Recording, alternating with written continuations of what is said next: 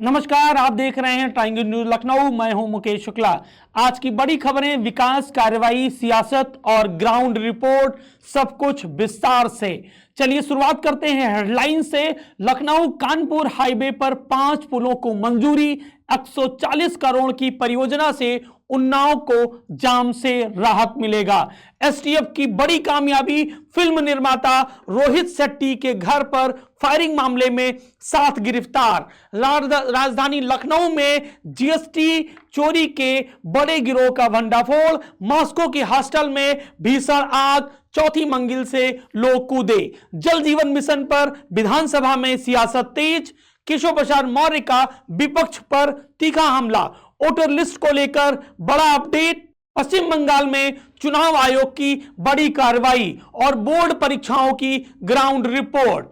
पहली खबर, लखनऊ कानपुर हाईवे पर रोज लगने वाले जाम से परेशान लोगों के लिए बड़ी राहत की खबर है। सरकार ने 5 बड़े पुलों पर ओवरब्रिज के निर्माण को मंजूरी दे दी है। करीब 140 करोड़ रुपए की लागत से बनने वाली यह परियोजना उन्नाव के दही तिराहा, नवाबगंज, आसाखेड़ा, चंचौली और त्रिभुवनखेड़ा में लागू होगी। दही तिराहा पर आधा किलोमीटर लंबा फ्लाईओवर बनेगा। नवाबगंज में 800 मीटर का पुल, बाकी स्थानों पर सर्विस रोड और फुट ओवरब्रिज का निर्माण कराया जाएगा। स्थानीय लोगों का कहना है कि इससे रोज लगने वाले रोजाना जो घंटों का जाम है उससे आम जनता को राहत मिलेगी और सड़क हादसों में भी इसमें कमी आएगी। सरकार का दावा है कि यह काम जल्द शुरू होगा और तय समय में पूरा काम कंप्लीट किया जाएगा। एसटीएफ अपडेट की जो बड़ी कार्रवाई है, अब उस बात की खबर जिसने फिल्म जगत में हलचल मचा दी है। प्रसिद्ध फिल्म निर्माता रोहित शेट्टी के निवास पर फायरिंग के मामले में एसटीएफ को बड़ी सफलता मिली है। अंतर्राष्ट्रीय अपराधी सुमन लोनकर गैंग के 7 सदस्यों को गिरफ्तार किया गया है। मुख्य शूटर दीपक समेत सनी, सोनू, ऋतिक, विष्णु कुशवाहा, जतिन भरद्वाज और विशाल को झज्जर, आगरा और नोएडा से गिरफ्तार किया गया है। मामला मुंबई के जुहू थाने में दर्ज था। पूछताछ में सामने आया कि फायरिंग का मकसद दहशत फैलाना और रंगदारी वसूलना था।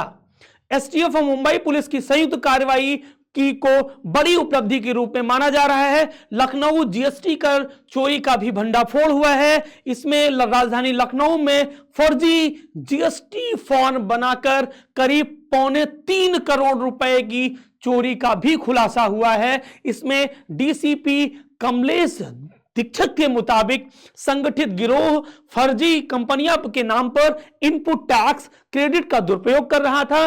जांच में कई दस्तावेज और बैंक का लेन देन का भी अकाउंट खंगाला गया है। संभव है कि इस गिरोह से जुड़े और भी नाम सामने आ सकते हैं। आर्थिक अपराधों पर प्रशासन की साफ सख्ती नजर और साफ दिखाई दे रही है। बात करते हैं अंतर्राष्ट्रीय खबर से, तो रूस की राजधानी मॉस्को में एक हॉस्टल में भीषण आग लग गई। हालात इतने गंभीर हो गए कि चौथी मंजिल से लोगों को खिड़कियों से कूदना पड़ा।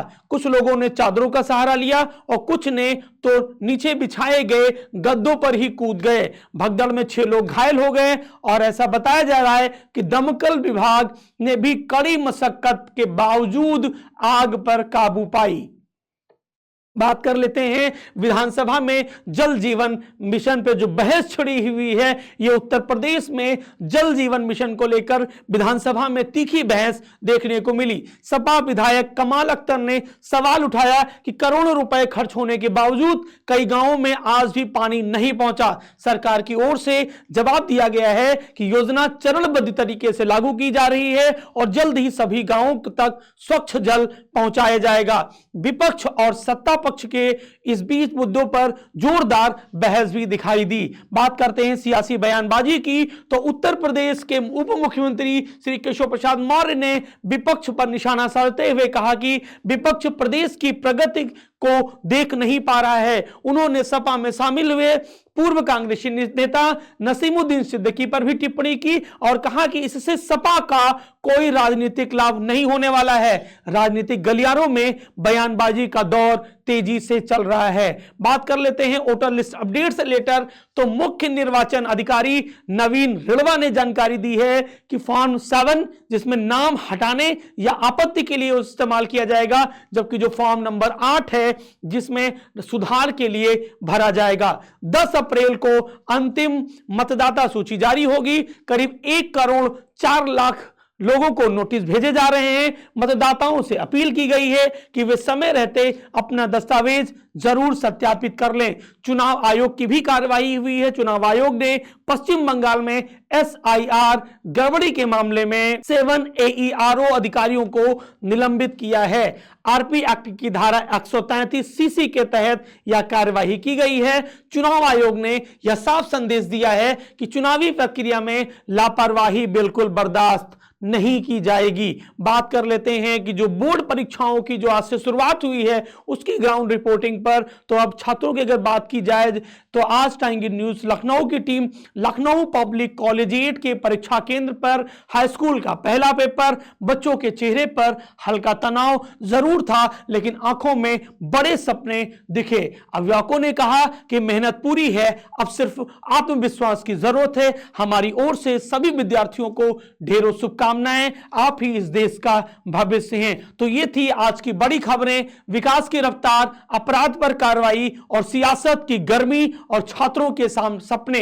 हर अपडेट पर हम आप तक पहुंचाते रहेंगे। ताजा खबरों के लिए जुड़े रहिए टाइम्स न्यूज लखनऊ के साथ। मैं हूं मुकेश शुक्ला, तब तक के लिए नमस्कार।